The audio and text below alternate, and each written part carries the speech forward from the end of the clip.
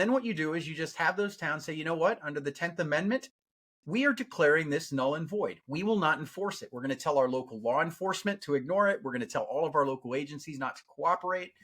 And you push back and you test those powers, because if a single municipality does it, the federal government with their lawyers and agents will come crashing down. But if 1,000 of them do it at once, there's nothing the federal government can do. Nothing. Yeah, that's a decentralized, peaceful revolution. Would you call it like hyper local politics? I don't know. Because you'd have to activate super quickly. Yeah, I mean, so realistically, how it would work, right? This is a process where even as a fast thing, I mean, you're talking it's a decade plus movement, right? Where you have to look at starting, you have to find out first. You have to get the one, right? That first local board takeover, so to speak, where you're like, we're going to govern for our people, and then let that grow. And once you have 1,000 of them, that's when you coordinate. Where you have all of these, hey, I'm the mayor of such and such Podunk Town, Iowa, and I'm the mayor of Podunk, Oklahoma. And once you have all of these little towns coordinating, and you say, hey guys, you know that thing that said the federal government can spy on Americans without a warrant? Yeah, we think that's bullshit. What about you guys? You guys think it's bullshit too? How about we just tell all of our law enforcement we're not going to work with any of these federal agencies as long as they're spying on Americans? Yeah, man, that's what happened. What are they going to do? I mean, at that point, those 1,000 counties have reestablished the true American. You're back to functioning as the Constitution, as the law of the land, because the federal government doesn't even care about it anymore. Yeah, they'll run right over it. The opposite of that would be like what happened. I think it was New Hampshire and Vermont, but like what happened with the speed limits there. Like those states had speed limits above 90 miles an hour. Some states no speed limits, but then the federal government said, hey, we're not going to give you any money to like work on your state or your state any federally funded roads or bridges or train tracks. So they're like, oh shit, we got to put a speed limit in now. So you're talking about the opposite of that, I think. So check this out, right? Because that's the viable threat, right? That's the one thing the federal government can do is we're going to cut off your funding. Now, if one town tried to do this, there's no question that immediately they would be surrounded by federal troops. But what would happen if 1,000 counties all of a sudden said, okay, you're going to take away our funding. We're banning the IRS from entering our county. Yeah, you're going to burn hey, everybody in our down? county. Yeah. The government doesn't want to fund your roads. We're going to block the IRS. You fund your roads. Like, can you legally block the IRS? Is that by a county? Yeah, I mean, if there's enough people behind it, you can do anything. And we've seen examples of this, the power of large groups of people who decide. I mean, think about the financial boycotts that we've seen, where billion-dollar companies have absolutely crashed in a week. Yeah. I mean, with social media, people can organize. And I fucking love this vision that you have, because that is the answer to peaceful revolution. It's the most viable way that I can think of, and I've put 100%. Many hours into thinking about it. It's an uprising. 100%. It's a peaceful uprising. It's an intifada, whatever they say. It's beautiful. There can be peaceful or violent, but there's a peaceful way to do it. It's awesome. Yeah. The thing is there's a lot of resistance, right? Like I looked at it at the local level because, when I was just kind of thinking through this, I had my buddy run for my local town council, and I live in a little town that is, quite frankly, like ripe for this kind of political action, right?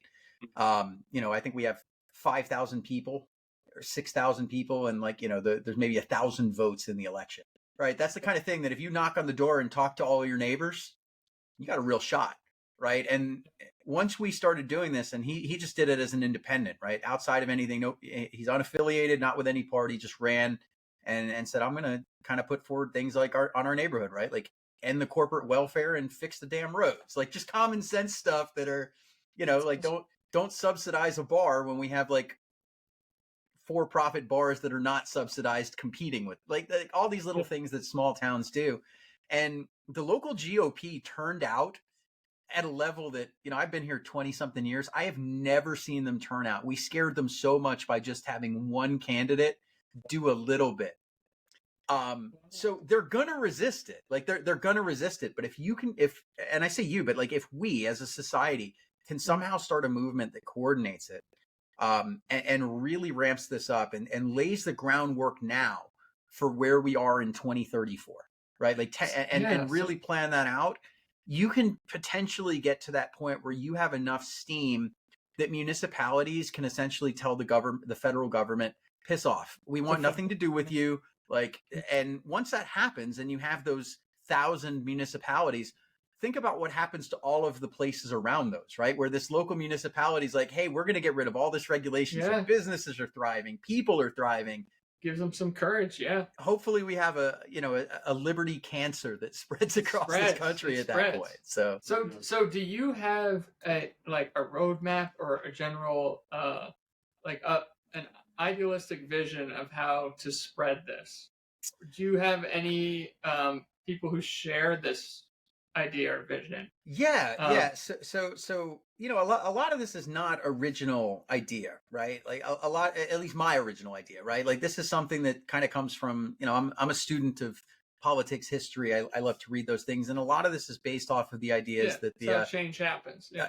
The Mises Caucus put together a document called Project Decentralized Revolution, right? And I think that this vision is very much in line with that idea.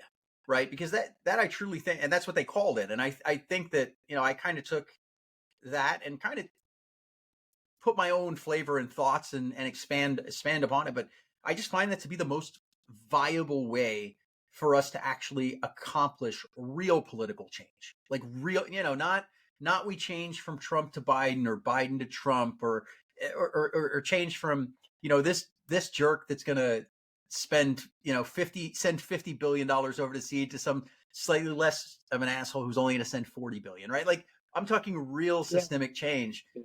It's going to take a lot of effort and movement, but the thing is, people are waking up and listening and are open to these ideas more so than ever. And I think that that the Uniparty has no one to blame but themselves.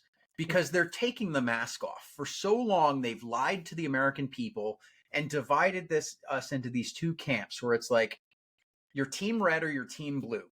The enemy is the supporter of team red or team blue. And they divide us with our neighbors, right? Where it's like you have this hyper partisanship when the reality is, dude, your neighbor's not doing shit to you. Sorry, I assume since you said it, I can say whatever. No, but your neighbor's not the problem. These assholes in power that are stealing our money, spending it on bullshit, those are the problems. But as long as they can keep you mad at your neighbor, and the biggest thing was when they renewed that FISA warrant, right? When they renewed FISA warrants in the House, to me, that was the biggest showing of the Uniparty ever that we have documented, right? We had 212 to 212 bipartisan opposition, bipartisan support, and the Speaker of the House, the Republican Mike Johnson from the Freedom Caucus, was the deciding vote that caused it to decline, and we were not able to say that you need a warrant to spy on Americans.